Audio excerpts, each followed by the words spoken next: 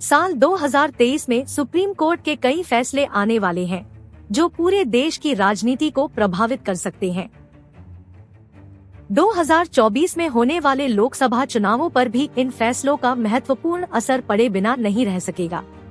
इससे पहले 2023 में 10 राज्यों में विधानसभा चुनाव होने हैं। इन राज्यों से लोकसभा की कुल तादाद का 17% यानी 93 सांसद आते हैं। इनमें से कई राज्य विधानसभा चुनावों पर भी सुप्रीम कोर्ट के फैसले का असर पड़ना तय है। इन फैसलों पर रहेगी सबकी नजर। जम्मू कश्मीर के परिसीमन पर कभी भी आ सकता है फैसला। जम्मू कश्मीर में धारा 370 हटने के बाद से वहां का माहौल ही पूरी तरह से बदल गया है। यहां सरकार ने परिसीमन के जरिए काफी कुछ बदलने की कोशिश की है। नए पैटर्न में जम्मू में 43 और घाटी में 47 सीटें हैं। पीओके को मिला दिया जाए तो सीटें 114 तक पहुंच जाती है। परिसीमन को चुनौती देने वाली याचिकाओं पर सुप्रीम कोर्ट में फैसला लंबित है। 2 याचिकाओं में परिसीमन को गलत बताया गया है। हालांकि केंद्र, जम्मू कश्मीर प्रशासन और चुनाव आयोग अपने कदम को सही मानता है, लेकिन गेंद फिलहाल सुप्रीम कोर्ट के पाले में है। कोर्ट ने इस पर 1 दिसंबर को फैसला सुरक्षित रख लिया था। अब नए साल में कभी भी फैसला आ सकता है। इसका असर जम्मू कश्मीर सहित 2024 लोकसभा चुनाव पर पड़ेगा। हिजाब मामले पर सुप्रीम कोर्ट को देना है अहम फैसला। 2022 में हिजाब विवाद काफी सुर्खियों में रहा।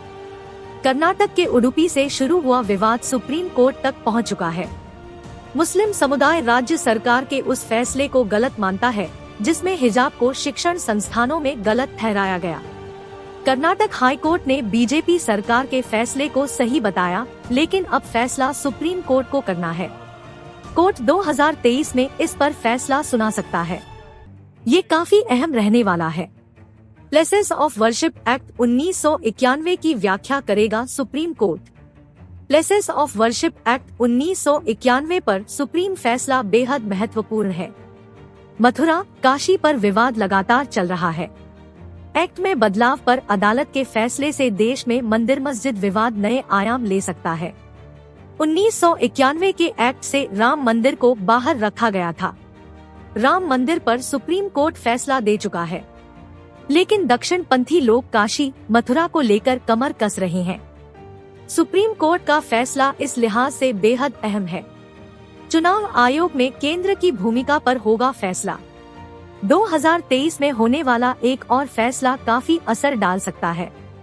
डीवाई चंद्रचूड़ के सीजेआई बनने के बाद शीर्ष अदालत ने चुनाव आयुक्त की नियुक्ति को लेकर कई सवाल उठाए। उन पर उसका जवाब आना बाकी है। अगर सुप्रीम फैसला केंद्र के मुताबिक न रहा तो 2024 में इसका काफी असर पड़ेगा। याचिका में कहा गया है कि ये संवैधानिक पद है। सरकार का दखल इसमें सही नहीं है। याचिका में मांग की गई है कि चुनाव आयुक्त की नियुक्ति उसी तरह से होनी चाहिए जैसे सीबीआई या दूसरे अहम पदों पर कमेटी के जरिए नियुक्ति होती है। मोदी की नोटबंदी सही या गलत, सुप्रीम कोर्ट बताएगा। मोदी सरकार का नोटबंदी का फैसला बहुत ज्यादा चर्चा में रहा। सही गलत को लेकर आज भी चर्चाएं जारी हैं, लेकिन अब ये मामला भी सुप्रीम कोर्ट के पास है। 2016 में हुई नोटबंदी को चुनौती देने वाली 58 याचिकाओं पर सुप्रीम कोर्ट 2023 में फैसला सुना सकता है। संविधान बेंच 7 दिसंबर को मामले की सुनवाई पूरी कर चुकी है। अदालत का फैसला सरकार पर बहुत ज्यादा असर डालने वाला है। नतीजा पक्ष में रहा तो कोई बात नहीं, लेकिन अगर ये मन माफिक नहीं हुआ तो दूसरे फैसलों को लेकर भी आवाजें उठनी शुरू हो जाएंगी। कमजोर तबके को आरक्षण पर फैसला लंबित है। कमजोर माली हालत वाले वर्ग को दाखिले और नौकरियों में 10% का आरक्षण दिया जाना है। तमिलनाडु सरकार ने सुप्रीम कोर्ट में रिव्यू पिटीशन दाखिल कर कहा है कि इस आधार पर जिन्हें रिजर्वेशन दिया जा रहा है वो इसके सही हकदार नहीं है।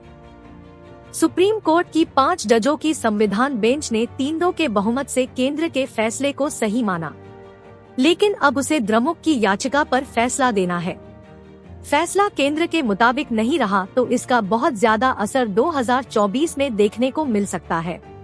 इनके अलावा 2 और फैसलों पर भी सुप्रीम कोर्ट का रुख अहम रहने वाला है। अहम पदों पर बैठे लोगों की बयानबाजी पर संविधान बेंच ने आदेश सुरक्षित रखा है। 2023 में ये फैसला आना है। इसके अलावा सीआरपीसी की धारा 319 की व्याख्या संविधान बेंच को करनी है। सुप्रीम कोर्ट को तय करना है कि किसी आपराधिक मामले में दोषी ठहराए जाने के बाद भी उस केस में क्या किसी नए व्यक्ति को आरोपी बनाया जा सकता है।